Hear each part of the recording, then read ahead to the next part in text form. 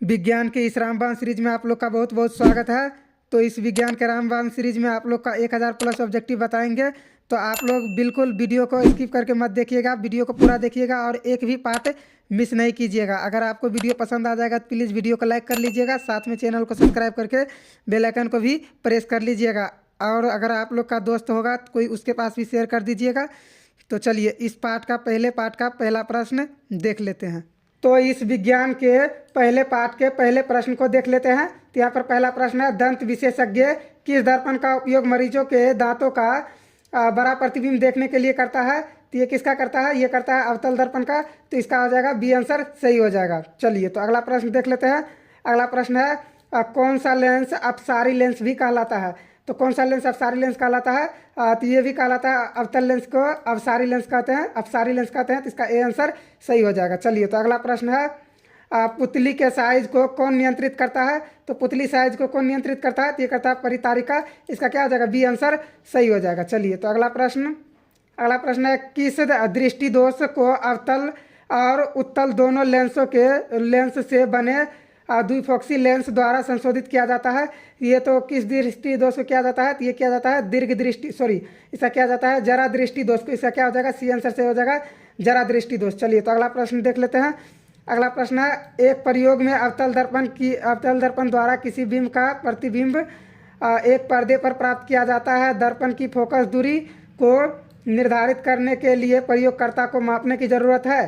तो ये क्या मापने की ज़रूरत है? तो इसको मापने की ज़रूरत है दर्पण तथा बिंब के बीच की दूरी। तो इसका क्या हो जाएगा? इसका बी आंसर सही हो जाएगा। चलिए तो अगला प्रश्न है, शब्दकोश के छोटे अक्षरों को पढ़ने के लिए आप किस लेंस का उपयोग करना पसंद करेंगे? तो आप किसको करना पसंद करेंगे? तो ये हो जाएगा 5 सेंटीमीटर फोकस दूरी वाले उत्तल लेंस। इसका बी सी आंसर सही हो जाएगा।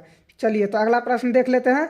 अगला प्रश्न है, निम्नलिखित में से कौन विद्युत विभवांतर का असाई मात्रक है? तो विद्युत विभवांतर का असाई मात्रक कौन है? तो ये हो जाएगा विद्युत विभवांतर का मात्रक हो जाएगा, ये हो जाएगा वोल्ट मीटर। क्या हो जाएगा? वोल्ट। इसका हो जाएगा ए आंसर सही हो जाएगा। चलिए तो अगला प्रश्न है, लघु पतन यानी शॉर्ट सर्किट के समय परिपथ में विद्युत धारा का मान क्या होता है? तो विद्युत धारा का मान क्या होता है? तो ये बहुत अधिक बढ़ जाता है, यानी इसका सी आंसर से हो जाएगा बहुत अधिक बढ़ जाता है। चलिए तो अगला प्रश्न, पश्चिम की ओर प्रेक्षित कोई धनावेशित कण अल्फा यानी कि अल्प कण किसी चुंबकीय क्षेत्र द्वारा उत्तर की ओर विक्षेपित हो जाता है। चुंबकीय क्षेत्र की दिशा क्या होगी? तो इसका चुंबकीय क्षेत्र का दिशा क्या होगा? तो ये होगा ऊपरमुखी। क्या होगा? ऊपरमुखी, यानी इसका डी आंसर से हो जाएगा ऊपरमुखी। चलिए तो अगला प्रश्न देख लेते हैं। तो अगला प्रश्न है, तांबे के तार की एक आयताकार कुंडली किसी चुंबकीय क्षेत्र में घूर्णी गति कर रही है।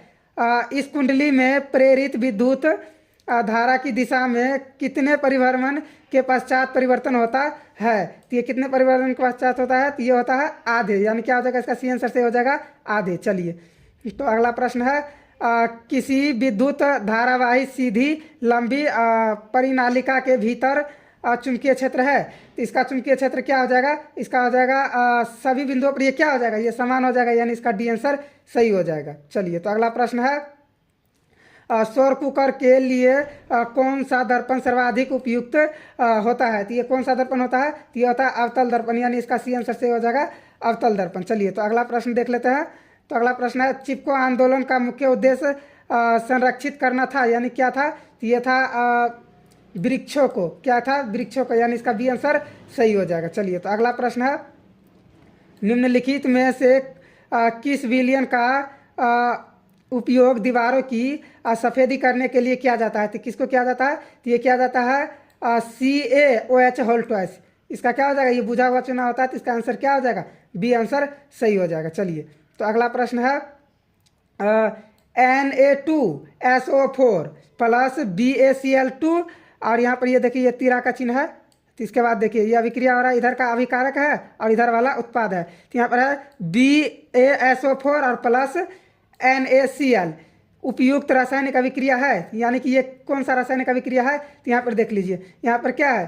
तो आप लोग को एक परिभाषा पता होगा द्विविस्थापन अभिक्रिया का। जब दो तत्व आपस में अपने आयनों का आदान प्रदान करता है, क्या होता है? वो द्विविस्थापन अभिक्रिया होता है। तो यहाँ पर भी वही कर रहे हैं, ये तत्व और ये तत्व आपस में क्या कर रहे हैं? अपने आयनों का आदान प्रदान कर रहा है। तो ये क्या हो जाएगा?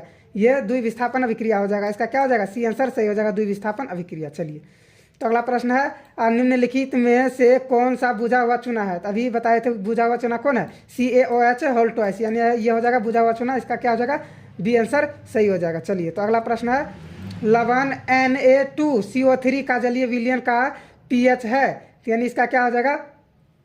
तो ये हो जाएगा 7 से अधिक हो जाएगा। क्या हो जाएगा? 7 से अधिक, यानी इसका बी आंसर सही हो जाएगा। चलिए तो अगला प्रश्न है बॉक्साइट किस धातु का महत्वपूर्ण अयस्क है? तो बॉक्साइट किस धातु का महत्वपूर्ण अयस्क है? तो ये क्या हो जाएगा? ये एल्यूमिनियम हो जाएगा, यानी इसका सी आंसर सही हो जाएगा। चलिए तो अगला प्रश्न लोहा एवं इस्पात को जंग से सुरक्षित रखने के लिए उन पर किस धातु की पतली परत चढ़ाई जाती है? तो ये किसका चढ़ाया जाता है? तो ये चढ़ाया जाता है जिंक का। क्या किसका? जिंक का, यानी इसका डी आंसर सही हो जाएगा, जिंक का। चलिए तो अगला प्रश्न है किस रासायनिक यौगिक को गर्म करने पर प्लास्टर ऑफ पेरिस प्राप्त किया जा सकता है? तो ये किसका होगा? ये हो जाएगा जिप्सम का, यानी इसका क्या हो जाएगा? बी आंसर से हो जाएगा जिप्सम। चलिए तो 21 नंबर का क्वेश्चन देख लेते हैं। अगला क्वेश्चन है निम्नलिखित में से कौन विद्युत विभवांतर का ऐसा ही मात्रक है? तो विद्युत विभवांतर का ऐसा ही मात्रक कौन होता है? तो ये वोल्ट होता है। क्या होता है? वोल्ट होता है। चलिए तो इसका आंसर सही हो गया। अगला प्रश्न देख लेते हैं। तो अगला प्रश्न है एसिटिक अम्ल का IUPAC नाम है, तो ये क्या हो जाएगा? इसका क्या हो जाएगा? एथेनोइक अम्ल हो जाएगा। इसका आंसर से हो जाएगा एथेनोइक अम्ल। चलिए तो अगला प्रश्न देख लेते हैं। अगला प्रश्न है विद्युत अपघटनी परिष्करण में अशुद्ध धातु को बनाया जाता है, तो अशुद्ध धातु को किस पर बनाया जाता है? तो ये एनोड पर बनाया जाता है, एनोड पर, यानी अशुद्ध धातु को एनोड पर और शुद्ध धातु को कैथोड पर बनाया जाता है। इसका क्या हो जाएगा? फिलहाल इसका आंसर ए सही हो जाएगा। चलिए तो अगला प्रश्न है अष्टक सिद्धांत को किसने स्थापित किया? तो अष्टक सिद्धांत को किसने स्थापित किया? तो ये क्या कौन? डावेराइनर। इसका क्या हो जाएगा? ए आंसर सही हो जाएगा, डावेराइनर। चलिए तो अगला प्रश्न देख लेते हैं। तो अगला प्रश्न है आधुनिक आवर्त नियमों के अनुसार तत्वों का गुणधर्म है, यानी कि गुणधर्म क्या हो जाएगा? तो ये हो जाएगा इसका परमाणु संख्या का आवर्त फलन। क्या हो जाएगा? परमाणु संख्या का आवर्त फलन। इसका बी आंसर सही हो जाएगा, परमाणु संख्या का आवर्त फलन। चलिए तो अगला प्रश्न है निम्नलिखित में कौन सा आयन लाल लिटमस विलयन को नीला कर देता है? तो लाल को नीला कौन कर देता है? तो लाल देखिए आपको पता होगा क्या, यहाँ पर देख लीजिए, जो नीले को लाल करता है वो क्या होता है? वो अम्ल होता है, और जो लाल को नीला करता है वो क्या होता है? भस्म होता है। तो यानी कि देखिए जो H+ आयन देता है वो अम्ल होता है, जो OH- आयन देता है वो क्या होता है? भस्म होता है, यानी इसका क्या हो जाएगा? बी आंसर सही हो जाएगा, OH- आयन। चलिए तो अगला प्रश्न देख लेते हैं। अगला प्रश्न है पादप में जाइलम उत्तरदायी है, क्या हो जाएगा इसका? तो ये हो जाएगा जाइलम वहन के लिए होता है, जल का वहन के लिए उत्तरदायी होता है। तो इसका क्या हो जाएगा? ए आंसर सही हो जाएगा 27 का। चलिए तो अगला प्रश्न है निम्नलिखित में किसे कोशिका का ऊर्जा मुद्रा के रूप में जाना जाता है? तो कोशिका के ऊर्जा मुद्रा के रूप में किसे जाना जाता है? तो ये जाना जाता है ATP को। किसको? ATP को, यानी क्या हो जाएगा इसका? बी आंसर सही हो जाएगा। चलिए तो अगला प्रश्न देख लेते हैं। अगला प्रश्न है पतियों में गैसों का आदान प्रदान कहाँ से होता है? तो ये कहाँ से होता है? ये होता है रंध्र से, यानी इसका क्या हो जाएगा? बी आंसर सही हो जाएगा, रंध्र से। चलिए तो अगला प्रश्न है हृदय से रक्त यानी कि रुधिर को संपूर्ण शरीर में पंप किया जाता है, तो ये कहाँ से पंप किया जाता है? तो ये किया जाता है किससे? नीलय द्वारा। किससे? नीलय द्वारा, यानी इसका बी आंसर सही हो जाएगा, नीलय द्वारा। चलिए तो अगला प्रश्न है कौन सा पादप हार्मोन पतियों के मुरझाने के लिए उत्तरदायी है? तो ये कौन हो जाएगा? तो पतियों की ये हो जाएगा FCC का अम्ल। क्या हो जाएगा? FCC का अम्ल, यानी कि इसका क्या हो जाएगा? सी आंसर सही हो जाएगा, FCC का अम्ल। चलिए तो अगला प्रश्न है जल का अधोगमी वृद्धि है, तो जल का अधोगमी वृद्धि क्या हो जाएगा? ये हो जाएगा गुरुत्वानुवर्तन। क्या हो जाएगा? गुरुत्वानुवर्तन, यानी इसका बी आंसर सही हो जाएगा। चलिए तो अगला प्रश्न देख लेते हैं। तो अगला प्रश्न है पॉन्स मेंडुला का अनुमस्तिष्क है, तो अनुमस्तिष्क क्या है? ये तो ये हो जाएगा क्या? पश्च मस्तिष्क का हिस्सा हो जाएगा। ये क्या हो जाएगा? पश्च मस्तिष्क का हिस्सा। चलिए तो अगला प्रश्न देख लेते हैं। अगला प्रश्न है निम्नलिखित में कौन सी अनैच्छिक क्रिया नहीं है? तो ये कौन सी नहीं है? तो ये हो जाएगा चबाना। क्या हो जाएगा? चबाना, यानी इसका बी आंसर सही हो जाएगा। चलिए तो अगला प्रश्न है अलैंगिक जनन मुकुलन द्वारा होता है, तो अलैंगिक जनन मुकुलन द्वारा किसमें होता है? ये होता है ईस्ट में, यानी इसका क्या हो जाएगा? बी आंसर सही हो जाएगा। चलिए तो अगला प्रश्न शुक्राणु का निर्माण होता है, तो शुक्राणु का निर्माण कहाँ होता है? तो ये होता है विरीसन में। कहाँ होता है? विरीसन में, यानी इसका ए आंसर सही हो जाएगा। चलिए तो अगला प्रश्न पुष्प का कौन सा भाग फल बनता है? तो पुष्प का कौन सा भाग फल बनता है? तो ये बनता है क्या? इसका हो जाएगा परागकोश। क्या हो जाएगा इसका? इसका हो जाएगा, सॉरी, इसका हो जाएगा अंडा से। क्या हो जाएगा? अंडा से। पुष्प का कौन सा भाग फल बनता है, तो ये कौन सा बनता है? तो ये बनता है अंडा से। चलिए, तो अगला प्रश्न है लिंग गुणसूत्र का पूर्ण जोड़ा पाया जाता है। तो लिंग गुणसूत्र का पूर्ण जोड़ा किसमें पाया जाता है? तो ये स्त्री में पाया जाता है। इसका क्या हो जाएगा? बी आंसर सही हो जाएगा, स्त्री में। चलिए, तो अगला प्रश्न है मानव शरीर के किसी सामान्य कोशिका में गुणसूत्रों के कितने युग्म होते हैं? तो ये कितने युग्म होते हैं? तो ये होते हैं 23 होते हैं। कितने होते हैं? 23, यानी इसका क्या हो जाएगा? सी आंसर सही हो जाएगा। चलिए, तो अगला प्रश्न देख लेते हैं। तो अगला प्रश्न क्या है? निम्न में कौन से समूह केवल जैव नवीकरणीय पदार्थ है? तो इसका क्या हो जाएगा? इसका हो जाएगा डी आंसर सही हो जाएगा। क्या? केक, लकड़ी एवं घास। क्या हो जाएगा? केक, लकड़ी एवं घास। इसका क्या हो जाएगा? डी आंसर सही हो जाएगा, केक, लकड़ी एवं घास। चलिए, तो अगला प्रश्न है गोलीय दर्पण के परावर्तक पृष्ठ की वृत्ताकार सीमा रेखा का व्यास कहलाता है। तो ये क्या कहलाता है? ये कहलाता है वक्रता त्रिज्या का गोलीय दर्पण का इसका डी आंसर सही हो जाएगा, गोलीय दर्पण का द्वारक। इसका क्या हो जाएगा? डी आंसर सही हो जाएगा। चलिए, तो अगला प्रश्न देख लेते हैं। अगला प्रश्न है निम्नलिखित में से कौन उत्तल दर्पण की फोकस दूरी है जिसकी वक्रता त्रिज्या 32 सेंटीमीटर है? तो ये क्या हो जाएगा? ये हो जाएगा +16 सेंटीमीटर। यहाँ पर ऑप्शन उल्टा लिखा है, लेकिन इसका क्या हो जाएगा? ये हो जाएगा +16 सेंटीमीटर। इसका ये आंसर सही हो जाएगा। आप इसको बनाकर चेक कर सकते हैं। फिलहाल यहाँ पर चलिए अगला प्रश्न को देख लेते हैं। तो यहाँ पर है यदि किसी बिंब का प्रतिबिंब का आवर्धन ऋणात्मक हो तो उस प्रतिबिंब की प्रकृति क्या होगी? तो उस बिंब की प्रकृति क्या होगी? तो ये हो जाएगा क्या? वास्तविक और उल्टा हो जाएगा। इसका क्या हो जाएगा? ए आंसर सही हो जाएगा, वास्तविक और उल्टा। चलिए, तो अगला प्रश्न यहाँ पर अगला प्रश्न नेत्र में प्रवेश करने वाली प्रकाश की किरणें का अधिकांश अपवर्तन होता है। तो ये कहाँ पर होता है? तो ये होता है कॉर्निया के बाहरी पृष्ठ पर। इसका क्या हो जाएगा? सी आंसर सही हो जाएगा, कॉर्निया के बाहरी पृष्ठ पर। चलिए, तो अगला प्रश्न है जब सूर्य का प्रकाश वायुमंडल से गुजरता है तो वायु के सूक्ष्म कण किस रंग के प्रकाश को अधिक प्रबलता से प्रकीर्णन करता है? तो ये किसको करता है? तो ये करता है नीले को। किसका करता है? नीले को, यानी इसका क्या हो जाएगा? डी आंसर सही हो जाएगा, नीले को। चलिए, तो अगला प्रश्न है भारत में उत्पादित प्रत्यावर्ती विद्युत धारा की आवृत्ति है। तो ये क्या हो जाएगा? ये हो जाएगा 50 Hz। यहाँ पर ऑप्शन यहाँ पर भी उल्टा लिखा है, टाइपिंग करने में मिस्टेक कर दिया है। तो इसका फिलहाल क्या हो जाएगा? यही आंसर सही हो जाएगा, डी, यानी कि 50 Hz। यहाँ पर ऑप्शन से मतलब नहीं आपको ये मतलब है 50 Hz से। चलिए, तो अगला प्रश्न देख लेते हैं। तो अगला प्रश्न है किसी वोल्ट मीटर के स्केल पर 0 वोल्ट और 1 वोल्ट के बीच चिन्ह है तो उस वोल्ट मीटर का अल्पमापक है। तो इसका क्या हो जाएगा? तो इसका हो जाएगा 0.05 वोल्ट। क्या हो जाएगा? 0.05 वोल्ट, यानी इसका बी आंसर सही हो जाएगा। अगर आपको वीडियो पसंद आ रहा है प्लीज़ वीडियो को लाइक कर लीजिए, साथ में चैनल को सब्सक्राइब करके बेल आइकन को भी प्रेस कर लीजिए और कमेंट जरूर से ज़रूर आपने कुछ ना कुछ कमेंट जरूर कीजिएगा। अगर आपको एक ही वीडियो में साइंस का पूरा ऑब्जेक्टिव चाहिए तो आप लोग कमेंट कीजिएगा, एक ही वीडियो में उसको बना देंगे सारा ऑब्जेक्टिव। चलिए, तो फिलहाल यहाँ पर अगला प्रश्न है एक माइक्रो एम्पियर विद्युत धारा निम्नलिखित में कौन सी है? तो ये कौन सा हो जाएगा? तो ये हो जाएगा क्या? ये हो जाएगा 10 के पावर -6 एम्पियर। क्या हो जाएगा? 10 के पावर -6 एम्पियर। चलिए, तो अगला प्रश्न है किसी क्षर चुंबक के अंदर चुंबकीय क्षेत्र रेखाओं की दिशा क्या होती है? तो ये क्या होती है? तो ये हो जाता है इसका क्या? उत्तर ध्रुव से दक्षिण ध्रुव। क्या होता है? उत्तर ध्रुव से दक्षिण ध्रुव, यानी इसका क्या हो जाएगा? ए आंसर सही हो जाएगा। चलिए, फिलहाल तो अगला प्रश्न देख लेते हैं। अगला प्रश्न है घरेलू विद्युत परिपथ में उदासीन तार का रंग होता है। तो ये क्या होता है? तो ये काला होता है। इसका क्या? उदासीन तार का रंग क्या होता है? ये काला होता है। चलिए, तो अगला प्रश्न देख लेते हैं। अगला प्रश्न है किस युक्ति में विभक्त वलय दिक् परिवर्तन का कार्य करता है? तो ये किस में करता है? ये करता है विद्युत जनित्र। क्या करता है? विद्युत जनित्र, यानी क्या आ जाएगा इसका?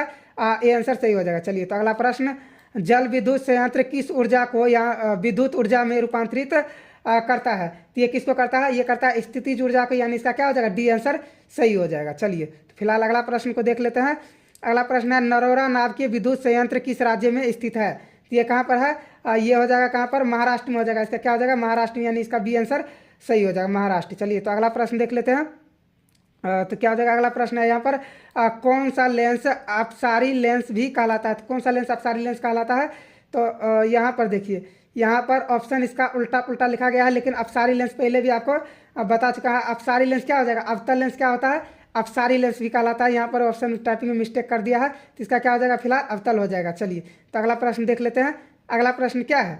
तो अगला प्रश्न यहाँ पर है ZN प्लस CU, यहाँ पर होगा SO4, क्या होगा SO4। चलिए Zn प्लस CU SO4 और ZnSO4, यहाँ पर तिरा का चिन्ह है, यानी ये है उत्पाद, सॉरी अभिकारक, और ये है उत्पाद। यहाँ पर हो जाएगा ZnSO4 प्लस CU।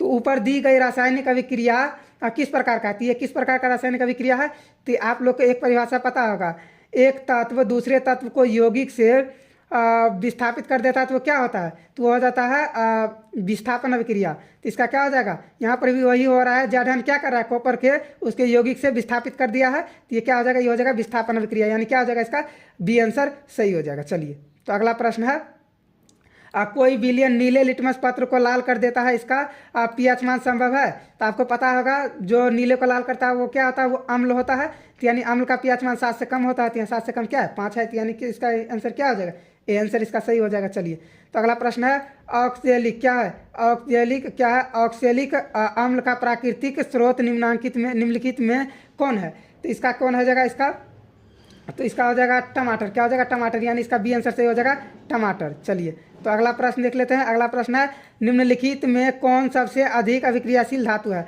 तो सबसे अधिक अभिक्रियाशील धातु कौन है, तो ये हो जाएगा पोटेशियम, क्या हो जाएगा पोटेशियम, यानी के, इसका डी आंसर सही हो जाएगा। चलिए तो अगला प्रश्न देख लेते हैं। यहाँ एक्वारेजिया यानी रॉयल जल किस अनुपात में सांद्र हाइड्रोक्लोरिक अम्ल एवं सांद्र नाइट्रिक अम्ल का ताज़ा मिश्रण है होता है, तो ये किस में होता है, तो ये होता है 1:3, क्या होता है इसका आंसर 1:3, यानी इसका डी आंसर सही हो जाएगा। चलिए तो यहाँ पर अगला प्रश्न क्या है, अगला प्रश्न है, सी सिंगल बॉन्ड H और डबल बॉन्ड O का क्या है प्रक्रियात्मक, क्या हो जाएगा यहाँ पर क्रियात्मक समूह, क्या हो जाएगा, यहाँ पर क्या लिखा है, तो यहाँ पर हो जाएगा का क्रियात्मक समूह क्या हो जाएगा, तो यहाँ क्या हो जाएगा, इसका क्रियात्मक समूह क्या हो जाएगा, इसका हो जाएगा एलिड हाइड, क्या हो जाएगा एलिड हाइड, यानी इसका डी आंसर से हो जाएगा एलिड हाइड। चलिए तो अगला प्रश्न देख लेते हैं। अगला प्रश्न है, प्रोपेन का आणविक सूत्र CH4 इनमें से है, इनमें से क्या है CH4, इसका क्या हो जाएगा, इसका हो जाएगा 10 सहसंयोजक आबंध बंद हो जाएगा, इसका क्या हो जाएगा बंद हो जाएगा, यानी इसका डी आंसर सही हो जाएगा 10 सहसंयोजक आबंध है, इसका क्या हो जाएगा डी आंसर सही हो जाएगा। चलिए तो अगला प्रश्न आ चुका है, आधुनिक आवर्त सारणी में बाईं से दाईं ओर जाने पर परमाणु साइज यानी कि आकार क्या होता है, तो ये क्या होता है, ये बढ़ता है, यानी इसका क्या हो जाएगा ए आंसर से हो जाएगा बढ़ता है। चलिए तो अगला प्रश्न देख लेते हैं। अगला प्रश्न है, आधुनिक आवर्त सारणी में कितने ऊर्ध्वाधर स्तंभ है, तो ये कितने ऊर्ध्वाधर स्तंभ है, तो ये कितना है, ये 18 है, इसका क्या हो जाएगा डी आंसर से हो जाएगा 18। चलिए तो अगला प्रश्न आ चुका है। अब एक छात्र जांच प्रणाली में लिए गए सोडियम बाइकार्बोनेट के तनु विलयन में सार्वभौम सूचक की कुछ बूंद मिलाता है तो निम्नलिखित में कौन सा रंग दिखेगा, तो इसमें कौन सा रंग दिखेगा, तो इसमें क्या दिखेगा, इसमें हरा रंग दिखेगा, इससे क्या हो जाएगा बी आंसर सही हो जाएगा हरा रंग दिखेगा। चलिए तो अगला प्रश्न है, जब मैग्नीशियम फीते को जलाया जाता है तो उत्पन्न आग की लौ होती है, तो उत्पन्न आग की लौ क्या हो जाता है, तो इसका हो जाएगा क्या चमकीला और उजला, क्या हो जाएगा चमकीला और उजला, यानी इसका सी आंसर से हो जाएगा चमकीला और उजला। चलिए फिलहाल अगला प्रश्न देख लेते हैं। तो अगला प्रश्न है, एक जांच प्रणाली में लिए गए विलयन में एक लोहे की कील को डुबाया गया, आधे घंटे बाद यह देखा गया कि विलयन का रंग परिवर्तित हो चुका है, तो उस जांच प्रणाली में विलयन था, यानी उसमें क्या था विलयन, तो इसका क्या हो जाएगा, तो इसका हो जाएगा यहाँ पर हो जाएगा CuSO4, क्या हो जाएगा यहाँ पर, यह हो जाएगा इसका आंसर CuSO4, यानी इसका क्या। चलिए तो अगला प्रश्न देख लेते हैं। तो यहाँ पर अगला प्रश्न है, निम्नलिखित में कौन से यंत्र का उपयोग रक्तदाब मापने में किया जाता है, किसका उपयोग किया जाता है, तो ये किया जाता है किसका अस्पाइग्रो मैनोमीटर, क्या हो जाएगा अस्पाइग्रो मैनोमीटर, यानी इसका क्या हो जाएगा सी आंसर सही हो जाएगा। चलिए तो अगला प्रश्न देख लेते हैं। अगला प्रश्न है, रक्त का कौन से अवयव घायल स्थान से रक्त स्राव के मार्ग को रक्त का थक्का बनाकर अवरुद्ध करता है, तो ये कौन करता है, तो ये करता है प्लेटलेट, क्या करता है प्लेटलेट, यानी इसका सी आंसर सही हो जाएगा। चलिए तो अगला प्रश्न देख लेते हैं।